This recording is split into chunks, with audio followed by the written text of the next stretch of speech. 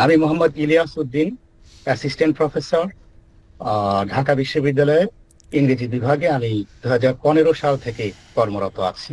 এনবিআইসিটি ল্যাবের ক্লাসগুলোর ব্যাপারে তো এক কথায় অসাধারণ। আমি আমার আগেরও একটা মন্তব্যে বলেছিলাম যে এই যে মাতৃভাষায় যে ক্লাসগুলো নেওয়া হয় স্ট্যাটিস্টিক্স এর মতো, যারা এটাতে মোটামুটি প্রায়র এনগেজমেন্ট যাদের ছিল তারা একভাবে এনজয় করেন। আর আমার মতো যেমন আমি এমনি এমনি শিখি অনেকটা, যদিও তারও কিছু ইমপ্লিকেশন থাকবে আমার ক্যারিয়ার, পাবলিকেশনস অ্যান্ড রিসার্চের উপরে, নিশ্চয়ই it will have significant influence, সেটা তো অবশ্যই। কিন্তু তারপরেও শেখাটা যেহেতু খুব বড় ধরনের কোনো গোল সেট করে আমার এই কোর্সে ভর্তি হওয়া না, সেদিক থেকে বলছি যে যাদের এই স্ট্যাটিস্টিক্যাল জার্গন, এই টেকনিক্যাল টার্মিনোলজির সঙ্গে প্রায়র কোনো পরিচিতি নেই, তাদের জন্য এই যে মাতৃভাষাতে যে ডেলিভার করা হচ্ছে সবকিছু, সেটা একটা অসাধারণ সুযোগ। যেমন আমি নিজেও আহ, ভাবতাম যে দু একটা ভিডিও দেখি, তো সেগুলো দেখলে রিলেট করা খুব কষ্ট হতো, কারণ আমার তো এটাতে কোনো বেসিক নলেজ আমার ছিল না। তো সেদিক থেকে এই যে মাল্টিলিঙ্গুয়ালিজম অ্যান্ড বাইলিঙ্গুয়ালিজম, এটা গ্র্যাজুয়ালি গ্র্যাজুয়ালি না বলে আমি বলবো has already been accepted as a norm in academia. অর্থাৎ বহু ভাষায় মানুষের যেটা যখন প্রয়োজন সুইচ করে সেটাকে ব্যবহার করবে, কনটেক্সটের দিকে তাকিয়ে অ্যাপ্রোপ্রিয়েট ল্যাঙ্গুয়েজটা চুজ করা, সেটা ইউনিভার্সিটি ল্যাব অত্যন্ত সুন্দরভাবে করেছে। তো খুবই ভালো লেগেছে ক্লাসগুলো করে, অসাধারণ। এখানে আমার মনে হয়েছে যে ফিজিক্যাল ক্লাস হলে যেমন হতো, তো অনলাইন ক্লাস হয়েও এটা প্রায় ইকুয়ালি এনগেজিং হয়েছে।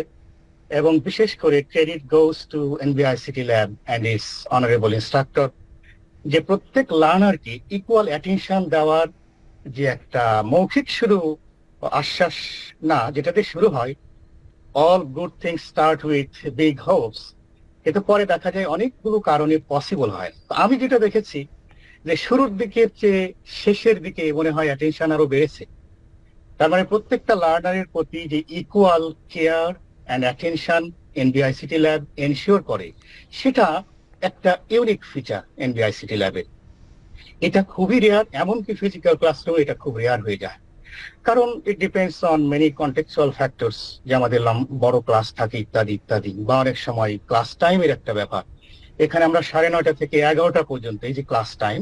আর আরেকটা বিষয় হচ্ছে যে এখানে যে ডাইভার্সিটি অফ মানে learners from a diversity of academic and professional backgrounds, এটার একটা সৌন্দর্য। এখানে যে আমাদের অনেক স্কিলড লার্নার রয়েছেন। আমি আমাদের সম্মানিত ইনস্ট্রাক্টরের ব্যাপারে অবশ্যই কিছু না বললে it will be a big injustice to him. তার পলাইটনেস অ্যান্ড এই যে হাম্বল বিহেভিয়ার, সব ধরনের লার্নার, আমরা যারা ছোট বড়, তারপরে আমাদের অনেক সিনিয়র, আমাদের শিক্ষক তুল্য হবেন, আমার তো হবেনই, আরো অনেকেরই নিশ্চয়ই হবেন। এত সুন্দর করে সবাইকে অ্যাডজাস্ট করে সম্মান দিয়ে শ্রদ্ধা দেখিয়ে কথা বলা অনেক সময় অনেক তরুণ শিক্ষকের পক্ষে সম্ভব হয়ে ওঠে না। তার মানে কতটা যত্নশীল to the status, Prestige and and other sensitive issues related to all learners. খুবই অসাধারণ। আমি যেখানেই কথাবার্তা বলি, আমার তো আসলে মহলটা ছোট, স্ট্যাটিস্টিক্স এর সাথে যেহেতু আমার অত সক্ষতা ছিল না, নেই, হয়তো ভবিষ্যতে হবে, তারপরও যেখানে বলি এই দিকটা আমি খুব প্রেইজ করি, অ্যাপ্রিসিয়েট করি, অসাধারণ। তো ভিডিওগুলো যখন দেখি, আমি খুব কুইকলি যাই, ভিডিওগুলো যখন দেখি আবার পরে, তখন মনে হয় লাইভ ক্লাসেই আছি।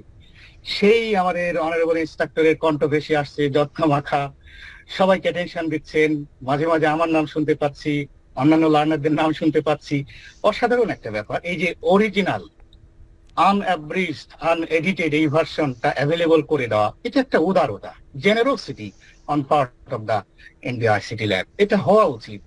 জ্ঞানকে এভাবে বিস্তার না করলে, with all due respect to all academics and scholars I have met in my life, small life, খুবই ছোট্ট, শর্ট লাইফ, এই সংকীর্ণতা অনেকের মধ্যে আছে, ফুল ম্যাটেরিয়াল না দেওয়া।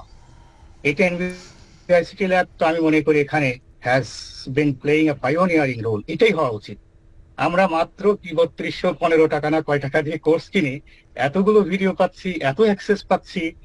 তো এখান থেকেই তো এনবিআইসিটি ল্যাব তার ভূমিকাটা রাখবে। একদিন এনবিআইসিটি lab will not be anymore. Our honorable instructor, আমাদের মতোই তিনিও ডিসঅ্যাপিয়ার করবেন, কিন্তু এই যে একটা লিগাসি থেকে যাবে, বাংলাদেশের স্ট্যাটিস্টিক্স এর লিটারেসি, ম্যাথ লিটারেসি স্প্রেড করতে আমার মনে হয় এনবিআইসিটি ল্যাব সেখানে অনেক একসময় এটা নিয়ে গবেষণা হতে পারে, যে বাংলাদেশের স্ট্যাটিস্টিক্স এর যে ফোবিয়া এটা দূর করতে, এবং ম্যাথ লিটারেসি স্ট্যাটিস্টিক্স, তারপরে যে মেশিন লার্নিং, এগুলোতে তার ভূমিকা কি অসাধারণ। আর আমি তো এর আগের মন্তব্যে বলেছিলাম এখানকার যে এই যে মাতৃভাষা ব্যবহার করে যে ইনস্ট্রাকশন, এটা নিয়ে সম্ভবত আমি নিজেও একটা গবেষণা করতে পারি। আমি ডিজাইন করতে পারলে নিশ্চয়ই আমি যোগাযোগ করব। তারপরে যে হ্যান্ডস অন প্লেন করা হয়েছে, ট্রুলি হ্যান্ডস অন, একেবারেই হাতে কলমে, কখনো ফিলই হবে না যে you are connected to an online platform. অসাধারণ। আমি এরপরে চলে যাই number 2, future of NBICT lab. আমি বলবো it's very bright. NBICT lab has going to enjoy a very bright future. আমি বোল্ডলি বলতে পারি অসাধারণ। আমার ক্ষুদ্র জ্ঞানে এটা একেবারে ইউনিক এবং অসাধারণ, যদিও এই ফিল্ড নিয়ে খুব বেশি কমেন্ট করার যোগ্যতা আমার নেই। এগুলো জায়গাতে দেখছি যে ইউনিভার্সিটি গুলো আমি বেশি পছন্দ করি, সেখানে পাইথন আর ইত্যাদি এগুলোর ব্যাপারে কোনো নলেজ আছে কিনা। ইভেন শব্দটা এরকম যে history of using Python and R, কবে থেকে কতদিন কি কি করা হয়েছে, এই যে বিষয়গুলো। আবার অনেকগুলো জায়গা আছে সেগুলো অনেক টপ র্যাঙ্ক ইউনিভার্সিটি, সেখানে হয়তো এতটা চাচ্ছে না, বাট স্টিল আমি মূলত শিখছি for the sake of learning. আমি মনে করি যেহেতু এমন একটা সময় আমি ইউনিভার্সিটিতে শিক্ষকতা করি, আমি মনে করি যে কোনো ফিল্ডেরই যারা গবেষণা আসতে চান বা ইউনিভার্সিটি টিচিং এ, তাদের জন্য এনবিআইসিটি ল্যাব একটা খুবই ভালো ঠিকানা হতে পারে। Thank you very much. Finally, I'd like to conclude by saying that I'm really very grateful to NBICT Lab and our very dear Honorable instructor. Thank you very much.